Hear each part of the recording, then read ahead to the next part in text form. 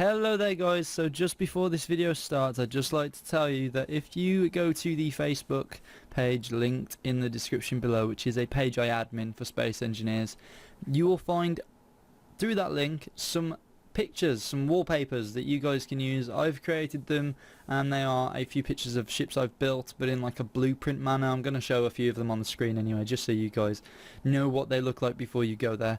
They're really cool, you know. Use them for whatever you wish, be it wallpapers, be it something else completely. I just figured I'd make something for you guys and these are what I'm creating. So, hope you guys enjoy the video and I'll see you guys later. Hello there guys, my name is Jay or Gimpy Dwarf and welcome back to another episode of Space Engineers Spotlights. So today we're doing a subscriber based build, and this build was built by a guy called Cameron Fitton, or as he is known by on the Steam workshop as Nebbercracker, and what he's built is something called the HMS Orion. Now it did change its name apparently because he'd built it with a name that took him like 5 seconds to build, and he changed that ever so slightly to the Orion as it progressed into something else, and he has been really wanting this build to go onto one of the videos, and I looked through it and thought this thing is pretty cool for a small ship. Literally small large ships have been dominating the workshop just because of the amount of detail you can get into now, but this ship is awesome and this is what it looks like. So this is it in a nutshell. It's got a really cool landing procedure and some really cool use of pistons, and as you can see some controllable turrets, which is really nice to see. He's got these really nicely looking turrets attached to the top, some very complicated looking turrets, may I say. He's got some really strange looking ways of doing stuff, but that thing looks powerful as hell. It does have some of the 8.8cm cannons on, and then it has some bigger cannons at the front which are pretty devastating. I'm unsure of the names of them, I'll have to find them. I think they're... I will have a look in a second anyway. So I've got this ship parked down here. Excuse the frames, they do tend to drop a little bit, but I'm just going to get rid of that anyway, just to give me a bit more frames. It does decrease with frames. There we go, I've got my frames all back now. Sorted. So this is what it looks like when it's landed. It's got a really cool way of lifting up. So if you press the buttons on the side, it lifts up and its legs lift up and allow you to walk underneath it. Now this is the underside. Now he's used the blocks really nicely, and I like the colours that he's used because he's got this grey, white and green, which is really nice.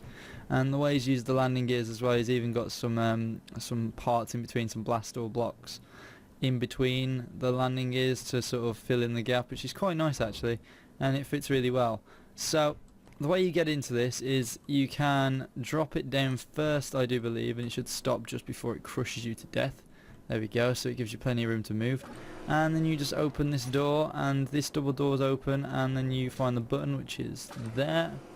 They close and you drop, and this is like the airlock sort of section of the ship that allows people to come in and out without endangering the passengers. So I think what I'll do first is go through this door, and this actually takes us into the server room and the faster than light drive, I believe this is, and this thing allows the ship to go a lot faster than it would normally. And then he's got all these gyroscopes here which really do help the ship, and he's got these nice looking reactors here as well, some fusion reactors. So this is like a really nice room. It reminds me very much of a server room. Excuse the banging, small ships have this issue at the moment. And it's a very nice place to have storage as well, which is good. So it's sort of all of that. What does this do? Okay, so we've got light switches as well, which is nice. I always like a good light switch. So if we close this door up and we can open this door up here, this actually takes us straight into the living quarters, which is again nicely lit. He's got a nice use of colour. There's a bit of light flood through here, like slowly peers through the blocks, but it kind of adds to it in all fairness with the orange, and then you've got the blue. I think orange indicates that it's dangerous to go out there, and then blue indicates that it's safer. And he's got a really nice sort of look to it. He's got these nice door buttons here which take you into more sort of human storage. He's got these weird beds as well, which actually kind of makes sense because you can actually fit a person in there. Not physically my character because of hitboxes and everything and the game's restrictions, but say an actual person could climb up there and get in there, which is quite nice. So quite compact, but for good reason. Now we do have light switches in here as well, which turn everything on and off, and again here as well. So it's nice that he's actually thought about the light switches and the living, you know, like I always think about, well, what if that person wants to sleep? They can turn the light off and the other people can keep theirs on, which is really nice. So let's close that door.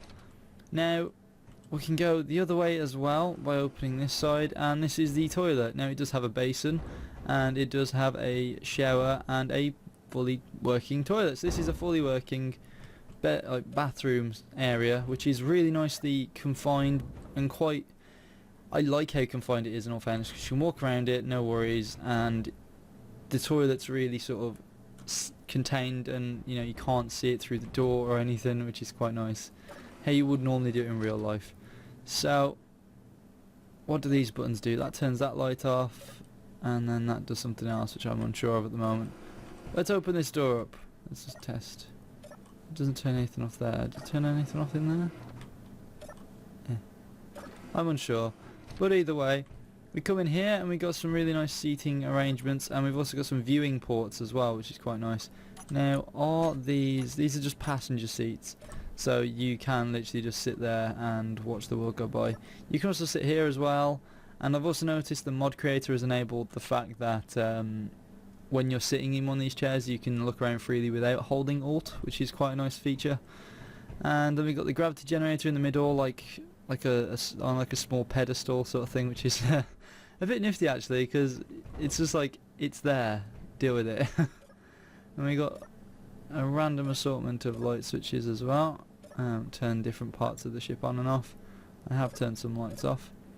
There we go. So we got a blue and a red light. Now what do these stand for? They got to stand for something, right?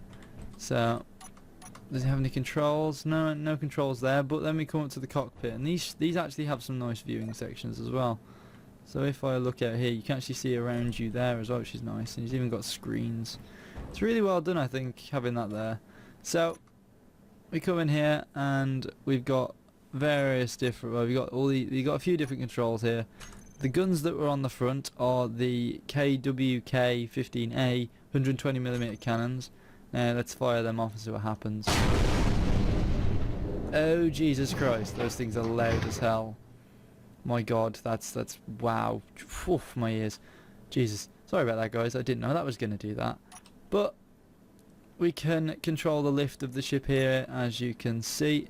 Now I really want to grab hold of one of those turrets and see what happens. So if we go G, is there any controls here? Control blocks. Okay, remote control. Let's go control on that one. And that's the battle cannon control. Now are there cameras on this? Cameras. Any cameras? Any cameras to be seen? Cameras. Anyone? I don't think there are cameras on it. Don't think there are. I think we can make do either way. So, oh no. There's a camera 2 here, which I'm unsure what that looks on to. Okay, so this is the actual battle cannon of sorts. So here we go. So we've actually got full control over the Gatling turret, which is on the back end of the ship. That is really cool actually. It's got 4 degrees of freedom, and we can look up, down, and there's not lots of shake either. That's really good, that is. It's a bit blinding as normal, but that's pretty cool actually. And then if we go T again and go 3, we have this cannon, which I'm unsure how to control. I think we just have to turn these both off because they're the brakes. And there we go. So we do actually have this as well. Does it have a camera on? That is the question. I don't think it does. I think it was meant to, but this is still cool in the way it moves. It moves really solidly and fires. It does have a bit of jump, as you just noticed, but that is pretty cool. I mean, it swivels, moves up and down and around. That is actually really nicely done there. It's very even as well. Again, fires a little bit crazy. It backlashes quite a lot, but that's really cool. I mean, look at that. That could be freaking killer for any ships in view. I mean, this turret is very well done actually. Well done for that. Jesus, man. That is. I actually really like the movement of that turret. It's really freaking sweet. So along with those armaments on this ship, it does actually have some more. And these ones are like external fighting positions for your crew. And if you noticed, there are actually these cockpits on the side. Now, these cockpits on the side enable you to control the little turret that is in front of them. If you see, that is the little turret in front, and you can then control them. So we're looking directly at ourselves right now. But you can use these, and these are like freaking miniguns, like proper sort of SMG sort of things. Very inaccurate though, if you look at that rate of fire and the way it's scattering. But they're really cool, and we've got the same on the other side as well as one there. So we got that one there. Ah, I wonder if this is the battle cannon control. Is it? Oh no, it's this turret's control. So we've actually got some like 3 external positions for firing. It's really, really nicely done actually. I've never thought of putting external gunning positions in. Of course the crew would have to be in those seats for quite some time before battle commences, because of course you'll just be flying around. But if you had enough time, you could get out and get in. Maybe there is a way of getting inside. We'll have to dissect it a little bit in a second. But I think what I'm going to do is I'm going to take this copy of it and I'm going to fly it around and see how well this bad boy flies. So we'll lower this down and then we'll jump through this door and get in that cockpit. So if we unlock, it takes off pretty well and it stops pretty well as well. That's good. It actually flies really well. We've actually got the brakes turned off on those things, so we may cause some issues. So what I'm going to do is I'm just going to go in here and turn them back off for safety. There we go. Let's jump back in. Now those have stopped moving around. This thing turns pretty well. I mean, if we were to do this and tilt a lot and just see what happens. Okay, that's pretty well actually. It does pretty well. I think what I'll do as well, I think this ship is worthy of a crash test. So I may get itself and crash it into itself, because I've never actually tested. I don't think I've tested a ship like of this size or of these sizes and crashed them into themselves before, because I've never really done a lot of small ships. So what I'll do is I'll just move this out of the way and I'll sort it out with another version that I'm gonna ram into it. Okay, so we've got the ship set up. I am sitting in this seat of the one that I'm going to be flying into it. Now I can already sense where this is going to go in terms of damage and things. I'm expecting the front to crumple up a lot and maybe the seat to be destroyed. But I think the only way we're going to really find out is by crashing the crap out of this thing. So what we'll do is we'll just ram it. I think we won't fire anything, we'll just ram it. Now we do have a bit of jump. And what speed are we going to hit this at? About 40? Oh god. Oh, there it is. My god. Holy poop. So the front end pretty much sponged all of that, which was good. However, the pilot would be dead, and so would one of his, crew members, and also a lot of the people in here, because they wouldn't have suits on, or they wouldn't have the helmets on for their suits. So it does freaking hurt when it hits. I mean, if you look at the damage done to this hull as well, all that turret took all the damage and it's just crumpled in on itself, and we've actually come through the other side. So I was kind of expecting that. However, not as much of the ship went through it as I was expecting, so that's kind of a good thing in a sense. The fact that it's managed to stay as one rather than splitting in half as some ships have done in the past. So that's pretty cool actually. I mean, I think I may do more crash tests with the smaller ships, because that's pretty nice. Again, the weapons tests are, I don't know. This ship, I don't think it would matter if I did any sort of weapons test with this ship, because you'd only see just destruction, whereas some of the other ones I've done, you actually see a difference with the armaments and the armor and things like that. I don't think it would make much of a difference firing weapons at this one, because I think they would tear through it anyway, being as it's a small ship. So I won't do a test for that, but I hope you guys have enjoyed that. We've caused a bit of chaos and probably made the creator cringe. So thank you, Cameron Fitton, for this. It's been really, really cool to see this ship, and it's a nice, it's overall a nice build. I'd probably give it an 8 out of 10.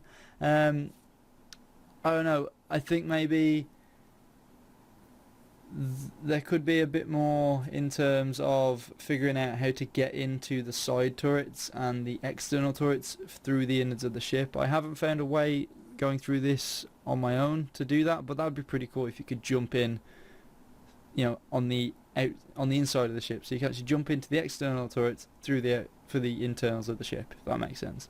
So thank you for this. I hope you guys have enjoyed, and I hope you guys are enjoying the spotlights as much as I am, because just crashing stuff and making stuff blow up and checking out some of these really awesome builds is really awesome to be doing, and I'll thank you again. So if you guys have enjoyed, please like, favorite, and of course subscribe for more, and I'll see you guys later. Peace.